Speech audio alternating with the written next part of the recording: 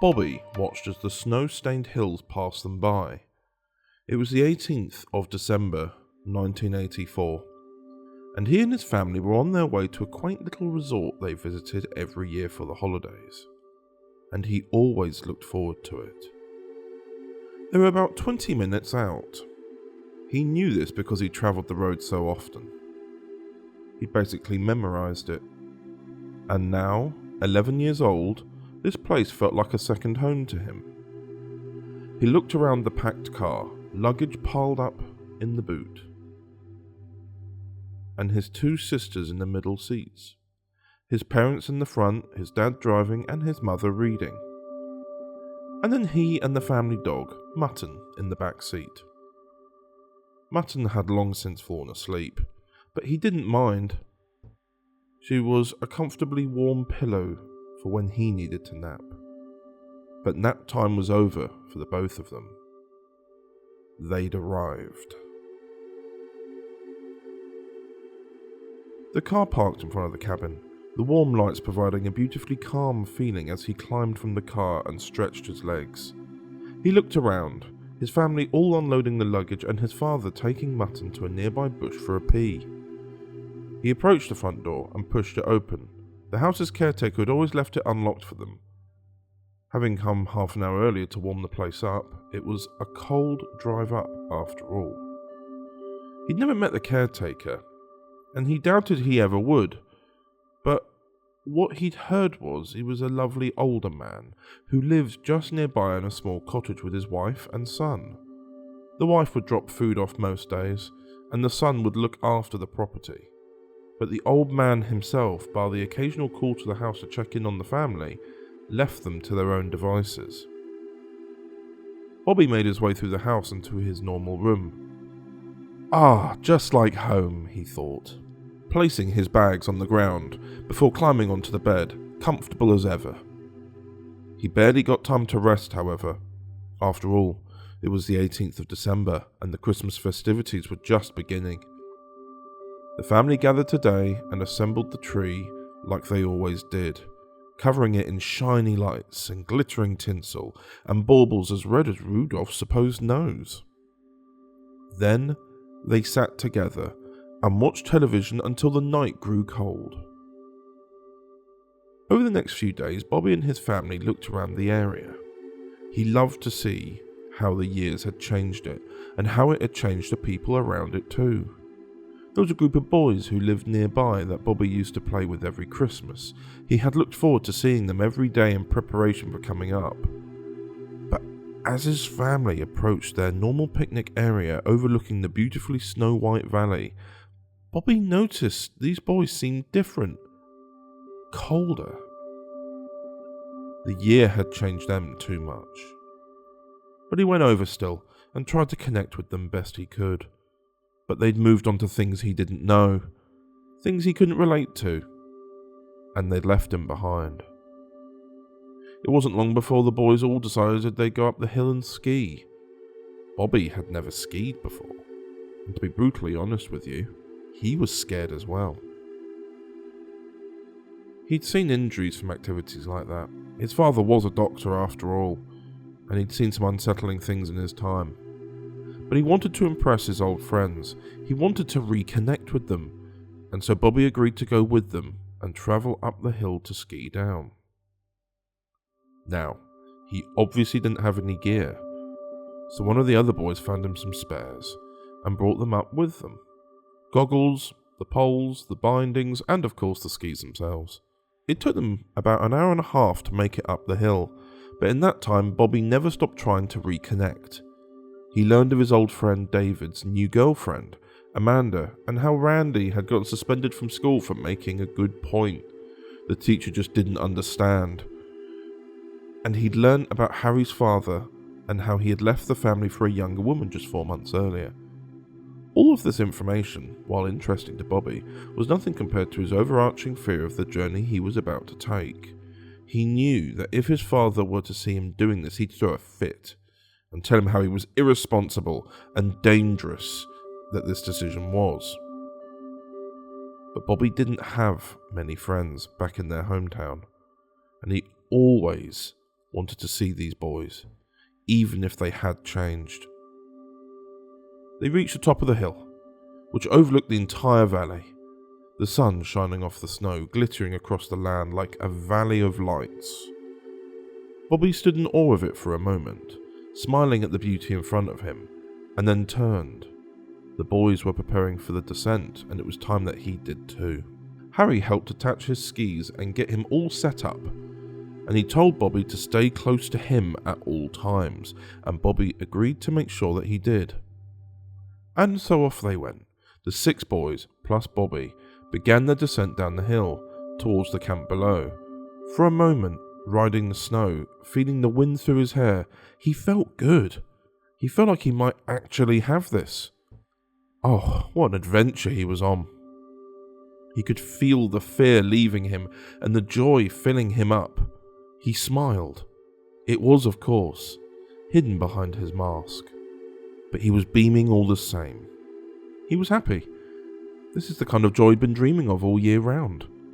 This was perfect. However, it didn't last very long. Very soon he began to slow, and his skis caught onto some rocks, causing him to lose his footing. And he fell softly onto the snow, but long enough to lose sight of the other boys. The path ahead of him was long and unfamiliar, but he got back up and set off again, determined to meet back up with them. After all, he promised Harry he'd stick close. It was about 5 minutes before Bobby began to realise that if he were to catch up with the others, he'd have done it by now. The joy began to dissipate and the fear began to creep back in. Just then, when he thought he was in the most trouble he could be in, he hit a rock. Not like the one earlier. This was a large one, hidden beneath a mount of snow, and it sent him flying into the air, landing directly into more. Upon the impact, he heard a loud crack, and the pain of a broken bone jolted through his body. It was now that Bobby knew he was in real trouble. 5 hours have passed. Harry has been trekking around. Bobby hadn't reached the bottom with them, and despite the other boys passing the worries away, he still felt unease, especially with the storm closing in. Bobby laid on the mountainside, wondering if his parents were on their way up, if Harry had alerted anyone, if he'd even noticed. Of course, they hadn't, he thought. His old friends had changed, and they'd all moved on, away from him, like everyone always did.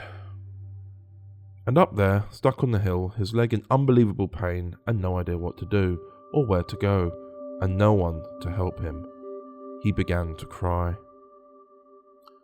Full, unstifled tears streaming down his face, his imaginary image of his father was correct. This was irresponsible and dangerous. And look where this got him. How was he going to get home? Was he going to die? And he sat with those thoughts for what felt like hours, until he began to hear the sound of footsteps crushing through the snow.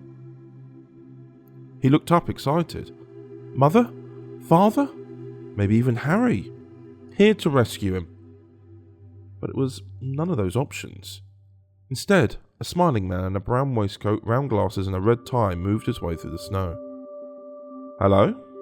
Said the man, in an inquisitive tone, wondering why a boy so young would be on a mountain alone during such a storm. Are you here to rescue me? Asked Bobby. He'd heard all about stranger danger, of course. His parents weren't that neglectful. But he figured, stuck on a mountain with a broken leg that he could only tell was a large storm closing in, stranger danger kind of went out the window. The man was here to find him. Surely he was, right? I wasn't exactly looking for you, replied the man, dashing Bobby's expectations quickly. But I'm always here to help, so of course. The man walked towards Bobby and reached out his hand. Bobby shook his head and glanced towards his leg. The man looked down. Oh, he whispered, noticing the way his leg was positioned. Broken? He asked. Bobby nodded. The man bent down and pulled out a small metal cylinder which began buzzing as he pressed it. What is that? Bobby asked. The man glanced down at it, almost like he was reading something, but Bobby couldn't see a screen. It's a sonic screwdriver, the man replied, looking down at Bobby. And I'm the doctor, he said. What's your name? Bobby. Well, Bobby, it's lovely to meet you. The doctor glanced around before his eyes met the broken ski nearby, shattered when Bobby's leg hit the rock. He nodded, reaching over and picking it up. It took the doctor a couple of minutes, but Bobby thought he lived up to his name, tying the ski around Bobby's leg and securing it with his red tie, which he sacrificed with much thought and sadness. And then he helped Bobby up and placed the boy in his arms. Right then, said the doctor. Let's get you home. It's almost time for Christmas. The two descended the hill, moving their way through the snow, Bobby comfortably resting in the doctor's arms, while the doctor made sure to steer clear of any rocks or fallen trees hidden within. So then, Bobby, how did you get up here then? Asked the doctor. Muttered Bobby. The truth was embarrassing, he thought. Oh, come on. I was following some friends, said Bobby quietly. They were teaching me to ski. And they left you all alone? Scoffed the doctor. Doesn't sound like friends to me. He paused, remembering all the friends he'd left behind. Leela on Gallifrey, K9 on Gallifrey, Ace on... well, Gallifrey. Thinking about it, he'd left a lot of people on Gallifrey, but he decided not to bring this information up, but it helped his point. These did not seem like good friends. They used to be my friends, said Bobby softly. Used to be? Asked the doctor. What happened? Bobby paused. He couldn't figure out how to word it. They grew up. The doctor stopped, understanding that more than anything, growing up and growing old, growing apart even, it was all something he was used to. The doctor turned to Bobby and smiled at the young boy, a warm and comforting smile. Well then, it's a good thing I never grew up then. Bobby smiled. Something about this man. He felt safe. He felt like he cared. He'd heard horror stories, normally from his mother reading the newspaper, about situations just like this. But he didn't feel scared or nervous. There was something about the doctor. Warm. A bit like Santa Claus. What a Christmas miracle, he thought. Bobby's mother sat by the front door of their cabin. She'd been waiting for Bobby since the search party went out. A young boy from the village, Harry Roost, had informed them of their dangerous activity on the hill, and so that's where the police began their search. But with the storm closing in, she worried that their time was running out. Bobby awoke. He'd fallen asleep in the doctor's arms, and he felt his face hitting a warm fire. He turned. The doctor was warming his hands and had somehow procured a pot and a can of soup. Sleep well? Asked the doctor. Why did we stop? Asked Bobby. The storm's closing in, replied the doctor. Figured we'd get some shelter and try and wait it out. What? Well, we won't be able to see anything very soon, and the snow is getting all thrown around, smiled the doctor. Quite a storm indeed. But It's nearly Christmas! cried Bobby. What about... I'm sure Santa Claus will wait for you, chimed in the doctor. He's a personal friend. No! Said Bobby defensively. What about my family? The doctor looked up. Now that was something he hadn't thought about in a long time. He'd avoided that term, family, for a very long time. Friends? Sure. He'd had loads of them. But family? That was something he couldn't even remember. Bobby noticed his mood change. Where is your family? Asked Bobby. Why are you alone on the hill at Christmas? Oh, I'm just, The doctor paused. He could remember them all. Susan, Jenny, even River. I'm a traveller. And you don't have a family home to go to? I don't have a home. Bobby fell silent. No home? He couldn't even imagine. What about your friends? Asked Bobby. You can't go to friends for Christmas? My friends wouldn't recognise me, laughed the doctor. And truth be told, I'm not sure I'd want them to. Bobby grew curious and stared at the doctor. What do you mean? Well, The doctor paused, wondering how to explain this. I've lived a long time, Bobby. I'm not sure if the last couple of years have proven to be healthy. Time to start again, I think. Healthy? I made mistakes, said the doctor, as one does, but there's no place in my friends' lives for me. But it's Christmas, said Bobby. Everyone deserves forgiveness at Christmas. The doctor didn't respond.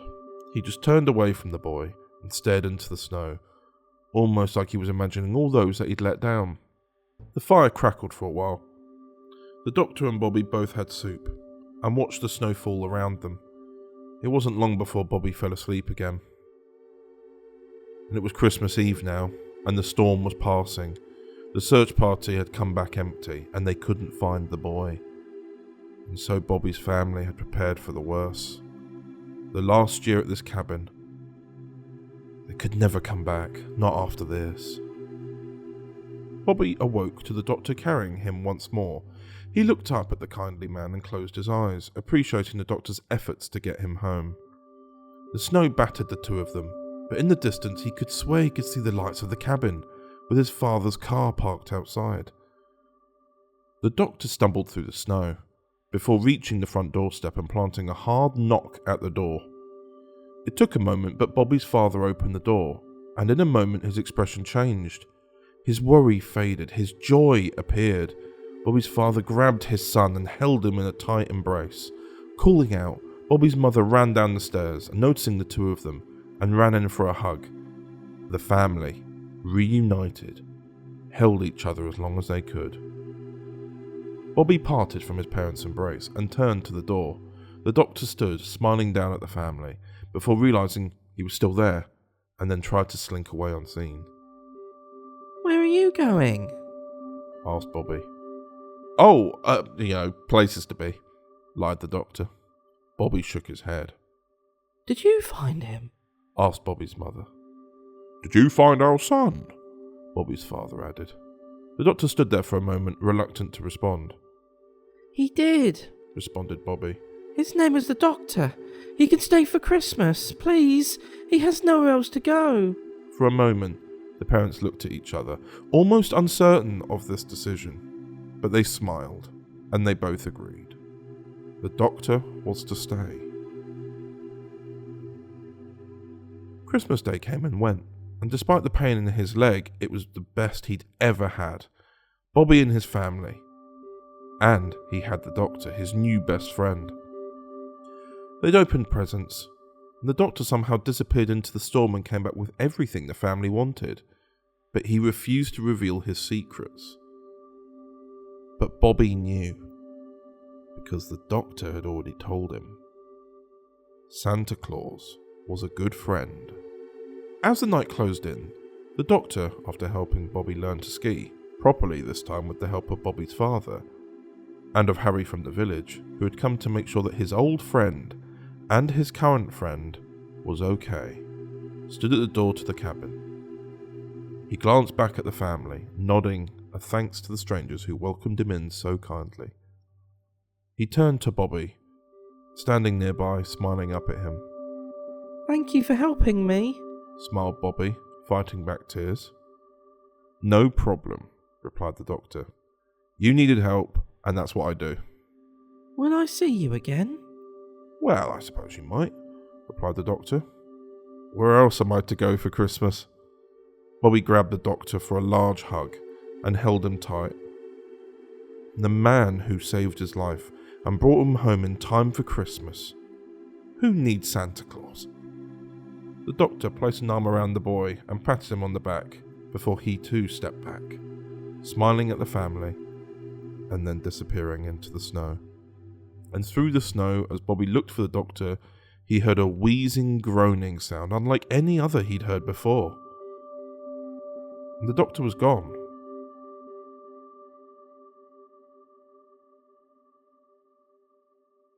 Bobby watched as the snow-stained hills passed them by. It was now the 16th of December, 1985. And he and his family were on their way to the quaint little resort they visited every year for the holidays, and he always looked forward to it. Because this year, he might get to see his friend again.